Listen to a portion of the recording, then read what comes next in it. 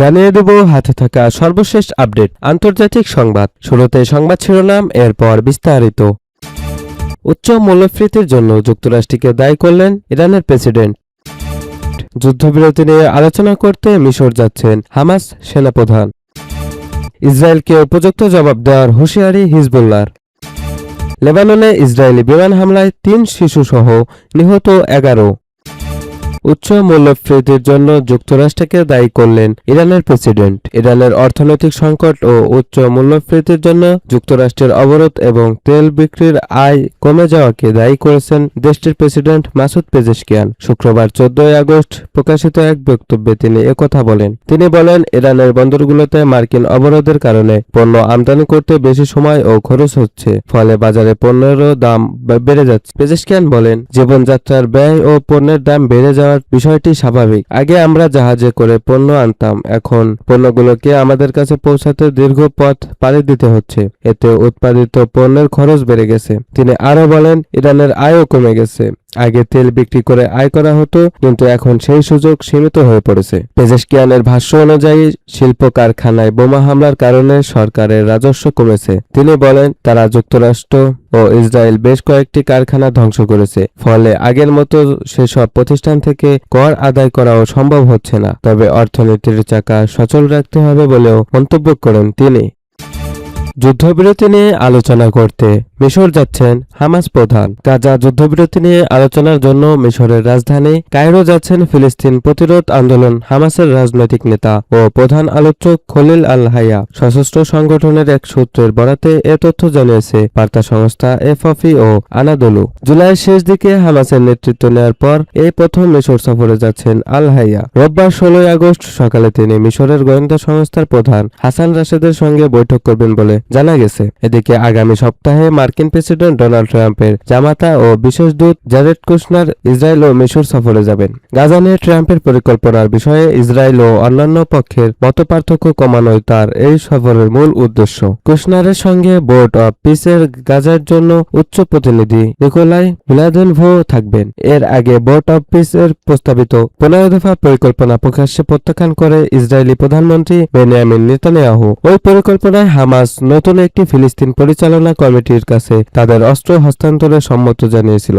হামাসের রাজনৈতিক ব্যুরোর সদস্য বাসেম নাইম বলেন, নেতানিয়াহু ও তার সরকারকে পরিকল্পনা অনুযায়ী চলতে বাধ্য করতে আমরা মধ্যস্থতাকারী ও যুক্তরাষ্ট্রের পক্ষ থেকে চাপের অপেক্ষায় আছি। আলোচনার মধ্যেই গাজায় ইসরায়েলি হামলা অব্যাহত রয়েছে। গাজার স্বাস্থ্য মন্ত্রণালয়ের তথ্য অনুযায়ী শনিবার ইসরায়েলি বিমান হামলা, গোলাবর্ষণ ও বিভিন্ন স্থাপনা ধ্বংসের ঘটনায় ২ ফিলিস্তিনি নিহত এবং ১৪ জন আহত হয়েছেন। ফিলিস্তিনি সরকারি সূত্রের দাবি, গত বছরের অক্টোবর যুদ্ধবিরতি কার্যকর হওয়ার পর থেকে গাজায় ইসরায়েলি হামলায় ১,২৫০ জনের বেশি ফিলিস্তিনি নিহত হয়েছেন। আর ২০২৩ সালের অক্টোবর থেকে চলমান সংঘাতে গাজায় মোট নিহতের সংখ্যা ৭৩,৩০০ ছাড়িয়েছে।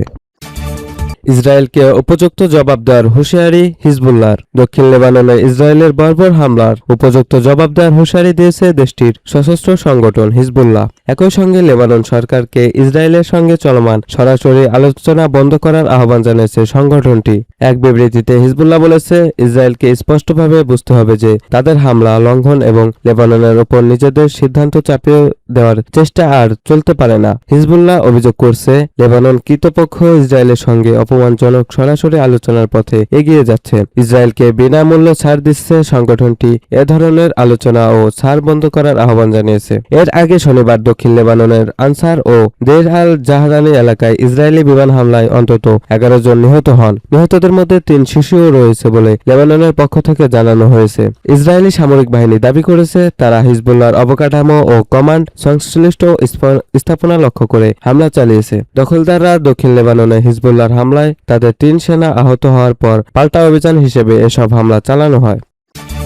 লেবাননে ইসরায়েলি বিমান হামলায় ৩ শিশুসহ নিহত ১১। দক্ষিণ লেবাননে ইসরায়েলি বিমান হামলায় অন্তত ১১ জন নিহত হয়েছেন। নিহতদের মধ্যে ৩ জন শিশু রয়েছে। শনিবারের ১৫ আগস্ট এই হামলাকে গত জুনে ইসরায়েল ও হিজবুল্লাহর মধ্যে হওয়া চুক্তির পর সবচেয়ে প্রাণঘাতী হামলা হিসেবে উল্লেখ করেছে লেবাননের স্বাস্থ্য মন্ত্রণালয়। লেবাননের সরকারি সংবাদ সংস্থা জানিয়েছে, দক্ষিণাঞ্চলীয় আনসার গ্রামে একটি বাড়িতে ইসরায়েলি বিমানের হামলায় ৭ জন নিহত হন। একই দিনে দেইর জাহরানি গ্রামে আরেক হামলায় হামলায় 4 জন নিহত ও 17 জন আহত হন। সব মিলিয়ে হামলায় আহত হয়েছেন 19 জন। আগামী মাসের শুরুতে ইতালির রোমে যুক্তরাষ্ট্রে মধ্যস্থতায় ইসরায়েল ও লেবাননের মধ্যে 8ম দফায় সরাসরি আলোচনা হওয়ার কথা রয়েছে। এর ঠিক আগে এই হামলা চালানো হলো। লেবাননের প্রেসিডেন্ট জোসেফ আউন বলেছেন, শনিবারের হামলায় আলোচনার পাশাপাশি যুক্তরাষ্ট্রের মধ্যস্থতা করা চুক্তি বাস্তবায়নের প্রচেষ্টার বিরুদ্ধে স্পষ্ট বার্তা। তিনি দক্ষিণ লেবাননে চলমান ইসরায়েলি হামলার নিন্দা জানান। প্রেসিডেন্টের কার্যালয়ের এক বিবৃতিতে বলা হয়, চুক্তি ও বেসামরিক নাগরিকদের সুরক্ষার